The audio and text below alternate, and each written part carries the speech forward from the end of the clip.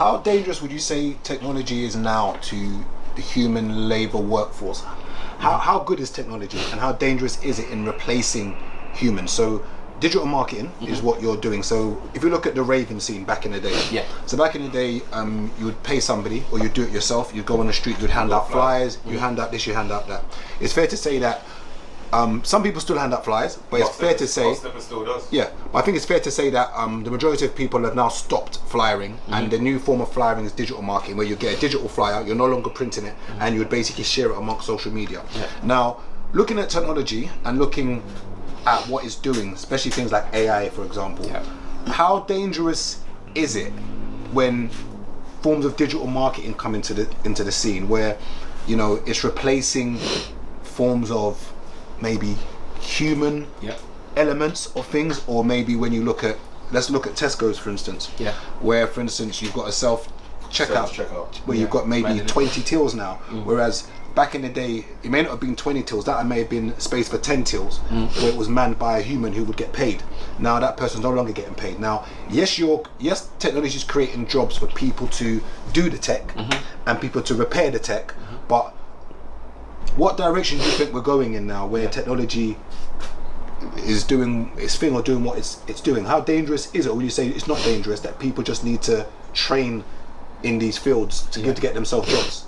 It's a very good question. I'm actually torn, so I can't say one way or the other. I can give you the benefits and obviously the cons. AI is a big problem. So even in my industry right now, like when I look at the ad platforms, they're now becoming a lot more AI driven. So people like me, eventually we can go out of business because Meta or whatever platform can just basically say to a founder, hey, just put your content in here, the AI will figure out who your customers are. And we're starting to see that, like, AI is becoming a lot more involved. So there's a risk even in my industry. Now, I don't have much concern because I only started doing ads because that's what my clients were asking for. So there's other services that we're starting to provide to people based on that. So that's one issue. So there's an element of adaptation that you need to have. Like, you need to understand, how do you use this AI? How do you pivot? Now, the danger part of that is, to your point, is that AI is only based on, or all these technologies, they're only based on the information that you're feeding it. So there's been examples where artificial intelligence or whatever has been racist to black people, or excludes black people because the data that was fed to it came from a small sect of society, not everybody. So for me, I feel like we just need to make sure that this technology needs to be controlled, because it sounded like it could get to a point where it's smarter than humans, right? What I would say though, at this moment in time, let me pause you one second. Smarter than humans. It's accumulating a lot of data. Smarter than humans. I don't know. But clearly a computer can be smarter than human, because if you get a calculator and you do 976 times 976, the average human will not know the answer to that, right? Correct. But it's a human that's created the calculator. So what you're saying in essence is that AI, I'm trying to think whether you're right in saying that. So let me just break it down how it works. So a lot of it, is a calculator smarter than a human? No. A calculator isn't. But here's where AI, isn't it? No, not really. For mathematical equations? Yes. You can argue for it. But then a human has made that calculator. So technically a calculator isn't smarter than a human, or is it? But here's the danger with AI though, because a lot of this is like generative AI, whatever. It's self-learning. So actually, it starts to learn by itself. So it's almost like when it begins to prompt itself for its own like cues, that's when it starts to kind of becomes a bit of a like self-aware, like which is a bit of a mad thing.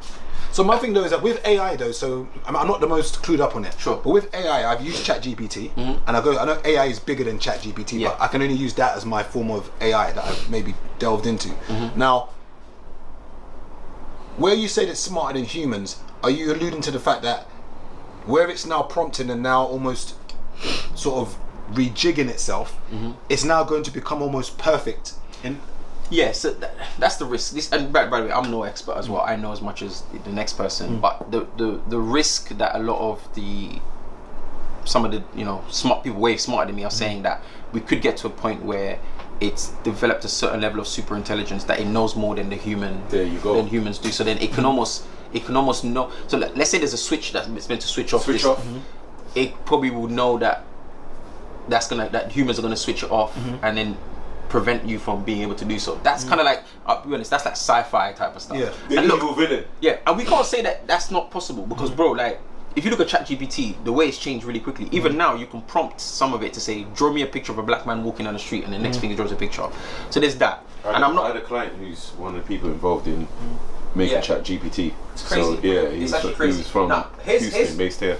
Here's where I think, I still believe, see, the things about human, I feel like there's a certain level of creativity, and it's not all about intelligence, by the way. That's another thing. Life isn't all about intelligence, because if we assume that everything's about intelligence, not every great thing was created through intelligence. Some things were created through just creativity, right? Like, you don't need to be a mathematician to create, you know, to take man to space. There's other facets of life that are just as important, such as art, such as music and whatever, and all that kind of stuff. Even though music right now, we see, you know, Drake used AI to we couldn't tell the difference. So where I think, where AI and all these technologies at the moment is, it can help you in your current ways of working. So for example, we work with a lot of videographers, and they're scared of AI, and I'm like, you shouldn't be, because now you can edit 10 times faster. Because now there's some tools where you just you upload the videos and it chops it up for you already. Because I bet what's the longest thing for editing for you? Yeah, it's clipping, doing clips and subtitles. So imagine Wes now can just, after this, uploads it to this thing, it chops it up for him already. He can now spend the time that he was going to chop it up to go shoot a next thing with Chiz. I like AI because it doesn't understand context of certain things. So like, we might use like certain slangs and like language and colloquialisms that the AI doesn't understand yet. Yeah. So then it does it wrong, and then I can say, this is why you pay me to do it, not the AI. Exactly. That's why I like You it. edit down Yeah. again. But what I'm thinking in that sense, though, it makes Wes more productive. Yeah. But then doesn't it lose? Let's say you had like a young boy you was paying maybe £10 an hour or £10.50 an hour to do that for you. Yeah. Now that someone's created an AI app or some kind of tool, that you no longer need to pay that young boy £10 because this AI thing can do this. You say that, but I'll probably, if he's smart, he'll learn how to use it, and then I'll have to pay him 20 because he can do double the output. Yeah. And that's the So, explain that again. So let's say he can do 10 clips an hour, right? And that's him just doing it manually, essentially. Now he learns how to use the AI to up his speed to maybe twice. Now he can do 20 clips in an hour. Okay. I have to pay him twice, so he can charge me more. Because he can take more of my work. And that's Then what you see the part where you mentioned about the slang and all of that. Yeah. So he can go on the back end and edit those little words. Yeah. So you know, like the AI might say something wrong. It might type, like, you know, when there's caption, it might type it wrong, but he can go and change. And the scary thing about the AI thing, as he's changing it, the AI is learning. So the next time it's going to be more efficient. That's the risky part. So my thing with us as technology, especially with our community, I think this is amazing that we're having these conversations, because I feel like sometimes we get scaremongered into certain things where we're like, okay, this is going to take our jobs or whatever. But actually, if you use it wisely, it should unlock opportunities for you to do more interesting things.